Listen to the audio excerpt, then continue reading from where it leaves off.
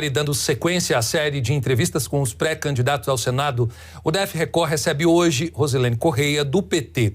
O tempo da entrevista é de 10 minutos, com tolerância de 1 minuto para a conclusão das ideias. Foram convidados os pré-candidatos mencionados na última pesquisa de intenção de votos da Real Time Big Data, encomendada pela Record TV, desde que os partidos tenham ao menos 5 representantes na Câmara dos Deputados. Bom, e ao meu lado aqui está a cientista política e também repórter da Record TV Brasília, Mara Mendes. Obrigado, Mara, pela presença. Candidata, obrigado também por ter aceitado aí o nosso convite. É um prazer recebê-la aqui no DF Record. Boa noite a todos. É um prazer estar aqui. Eu que agradeço pelo espaço e a Record cumprindo aí brilhantemente com esse papel. Boa noite, candidata. E, Alessandro, é sempre bom fazer essa parceria aqui com você. Perfeito. Vamos agora ligar aqui o nosso cronômetro. 10 minutos nós temos, como eu falei aí no início. E eu gostaria de começar falando com a senhora a pergunta que a gente está fazendo para todo mundo que está vindo aqui. Uma vez eleito, uma vez o candidato eleito, sendo eleito senador, de que maneira ele pode contribuir para o Distrito Federal? Quais seriam as principais propostas e os principais artifícios utilizados pelo político para ajudar no desenvolvimento aqui do Distrito Federal? Então, Alessandro, o primeiro é preciso que a gente compreenda e faça a leitura de qual é a realidade do Distrito Federal hoje, que não é diferente do resto do Brasil. Então, nós temos situação gritante, todo mundo que anda pelas ruas está vendo isso, que é da fome. Então, hoje nós temos uma condição triste aqui no Distrito Federal também. E é claro que isso é consequência, inclusive, também de um desemprego que também é muito grave. E tem a crise da saúde, que a pandemia, por mais que o SUS tenha cumprido brilhantemente com o seu papel, mas a saúde do dia a dia, a gente sabe perfeitamente como é que está também em crise, desde o modelo de gestão e o não atendimento real. Então, o que a gente precisa imediatamente, e isso é pauta também do nosso candidato, pré-candidato à presidência, o nosso presidente Lula, que é pauta principal dele, é o combate à fome, combate à desigualdade social. Então, aqui no DF também, urgentemente é isso, prioridade máxima é combater essa fome, e é claro que isso se dará a médio prazo, é exatamente você criando novos empregos e rendas, e renda. Então, é isso, imediatamente é isso, e é claro que na condição de senadora, você vai se empenhar, e é papel do Senado, de você ter novos recursos para o seu estado e, no nosso caso aqui, do Distrito Federal. Então, tem que ter investimento, tem que ter recurso público, sim, você tem que batalhar para você disputar orçamento, investir no Distrito Federal, gerar novos empregos e recursos para a saúde. Então, isso você já consegue equilibrar minimamente, mudar um pouco essa triste realidade. Acho que não dá para a gente continuar assistindo à capital do país das condições que deveria ter. Não podemos permitir que a pandemia continue sendo a justificativa para essa realidade. Então, é muito triste e aqui no Distrito Federal você vê outdoor pela cidade, pelo DF, colocando que por onde você olha, você vê uma obra. E nós precisamos de obras, sem dúvida. Agora, você não pode também, por onde você anda e olha, você vê gente passando fome. Então, essa é a urgência máxima que nós temos. Agora, professora, aproveitando, a deixa da sua resposta, outra pergunta que a gente está fazendo aqui em relação a essa questão da redução da alíquota do ICMS sobre os combustíveis. A gente tem já uma previsão da Secretaria de Economia de uma perda de quase 2 bilhões de reais na arrecadação. E aí, a promessa de uma expectativa de um ano difícil em 2023. Se eleita como senadora, o que a senhora vai fazer para poder trazer recursos para o Distrito Federal? É para encontrar um equilíbrio, Acho que tudo aquilo que reduz para o consumidor, especialmente no momento de crise que nós estamos vivendo, é bem-vindo. Aí a gente teria que discutir aqui as razões dessa medida, Por que nesse momento, com toda a política que nós estamos vivendo na Petrobras, e que resulta, inclusive, nessa alta, e é uma lógica do que o atual presidente vem fazendo, não é de agora, e o aumento do combustível, portanto, e seus derivados da forma que está. Então, esse aumento tem uma razão de ser no momento em que isso acontece. Agora, é claro que para o consumidor, nós recebemos isso de bom grado, óbvio. Mas precisamos ter esse cuidado. Onde é que isso vai impactar? Onde vai faltar também recursos? E estados e municípios estão preocupados.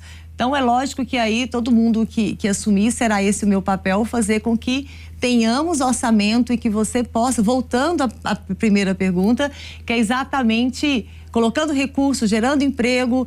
Não tem segredo, né, gente? A máquina funciona assim. Se as pessoas têm renda, elas vão consumir mais e esse consumo vai gerar emprego e assim a roda vai girar. Sim. E a gente consegue sair dessa crise. Agora, é preciso que a população também entenda por que nós estamos pagando tão caro nos combustíveis, porque mesmo com essa redução, continua muito caro e são aumentos e aumentos e que tudo indica não vão parar por aqui.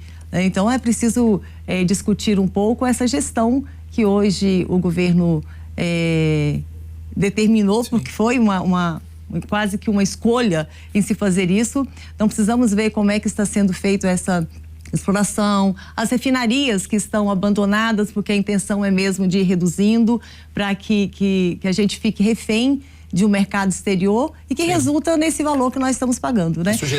A sugestão é até a criação de fundo, né? De um fundo justamente para poder manter esse equilíbrio. Então, está provado que essa política da privatização não está trazendo bons resultados para nós e a prova maior disso é exatamente o valor que nós estamos pagando no petróleo, seus derivados. Na pergunta da Mara, ela antecipou e falou algo interessante, né, Mara? Professora, a senhora é pedagoga, dirigente do Sindicato dos Professores, todo mundo deve ter visto já o rosto da senhora em alguma entrevista falando da categoria. Inclusive aqui na É um nome conhecido, é um nome conhecido.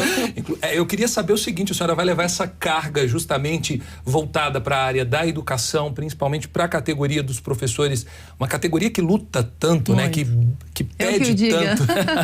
Como é que vai ser esse arcabouço de propostas da senhora agora na campanha? Olha, sem dúvida, e eu sou muito prova viva de que o investimento na educação e você ter acesso à educação, você realmente transforma a vida das pessoas, é o caminho de se combater a desigualdade social. Eu tenho uma história, né, assim, na minha vida, em que um determinado momento meus pais, eu morando na roça, fiquei sem estudar. Aos 12 anos, passei já a ser uma aluna do noturno e desde sempre, então, até me formar na faculdade. E o que estava desenhado para mim era morar naquela roça que eu morei, numa casa de chão batido, de sapê, assim, bem precário mesmo. E foi porque eu batalhei e convenci a minha família a deixar que eu voltasse para a cidade para estudar, que hoje eu estou aqui, inclusive na condição de pré-candidata ao Senado da República, e isso muito me orgulha, né, na condição de professora. E é claro, gente, que nenhuma nação caminhou sem investimento na educação, alto investimento na educação. E nós já tivemos prova de que isso é possível ser feito. Os governos Lula e Dilma mostraram o investimento que foi feito, o quanto nós avançamos na educação pública no país, aumentando a capacidade de oferta nas nossas universidades. Aqui mesmo na UDF nós passamos a ter o NB no Gama, Planaltina, Ceilândia. Agora é preciso pensar uma educação para todos. Desde a creche. O Distrito Federal, nós tínhamos uma creche pública. Quando a Dilma sofreu o golpe, nós já tínhamos quase que entregando 53 creches aqui no DF. Olha, de 1 para 53, isso faz toda a diferença, né? Então, é claro que eu não vou abrir mão da minha condição de educadora, de grande defensora da educação, de investimentos na educação. Hoje que a gente está vendo é corte de 300 milhões na educação para o próximo ano. Isso é um crime. Então, é claro que eu vou ser uma grande defensora da educação e, lógico, que defender a educação significa também valorizar os seus trabalhadores e trabalhadoras. As coisas não são separadas, né? Vou pegar carona também na pergunta do Alessandro, porque o PT regional tinha outros nomes mais conhecidos, né? Chico Vigilante, Érica Cocai, mas a senhora até então não concorreu a nenhuma candidatura. Isso. A senhora representa o novo do PT? Sem dúvida. Eu acho que a política, né, nos coloca nessa condição e o PT tem como perfil um partido que é inovador. Embora seja o Lula, mas o Lula é o Lula. A gente tem que separar o Lula de tudo isso que a gente discute da novidade na política. Então, não resta dúvida, o PT tem legado, tem uma história linda para contar. As pessoas estão sentindo falta disso, estão pedindo a volta do PT no governo. E aí você precisa dar um equilíbrio nisso. Então, eu tenho realmente nunca tive nenhum mandato, não fui candidata, mas tem um acúmulo e uma vivência que o partido avaliou que reúne as condições para desempenhar esse papel que é o que estamos fazendo. E é isso, é você ter uma experiência, mas também um frescor, digamos assim, na política, que eu acho que é bastante necessário também nesse momento. E, claro, mantendo, assim, esses políticos aí que você citou com a experiência que eles têm. Candidata, a gente tem menos de um minuto. É bem rápido. A senhora ia sair para o governo do DF. O que fez essa mudada de rota aí? Do governo do Distrito Federal agora para o Senado? Então, é porque nós temos uma discussão que é nacional, não é local, né? Em torno da candidatura do presidente Lula, que é o centro do que é mais necessário e urgente para o Brasil. E aí, nessa construção, então, veio a discussão da federação e o PT, portanto, entendeu a importância disso e de nós ampliarmos, inclusive, essa aliança para além da federação, mas a federação foi que definiu que nós, aqui no DF, quem teria a candidatura ao GDF seria o PV. E nós estamos ainda querendo ampliar mais, como eu disse, para além da federação, entendendo que precisamos ter todos unidos para combater e derrotar esse projeto que aí está e que está causando tanto mal ao Brasil.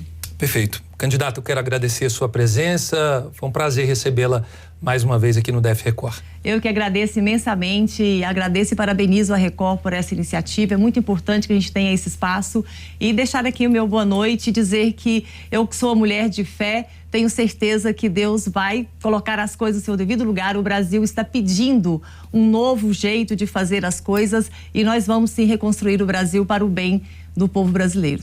E Mara, obrigado também pela participação e pela contribuição aqui no debate. Obrigada, Alessandro. Obrigada, Mara e Alessandro. Obrigado, candidata. Obrigada.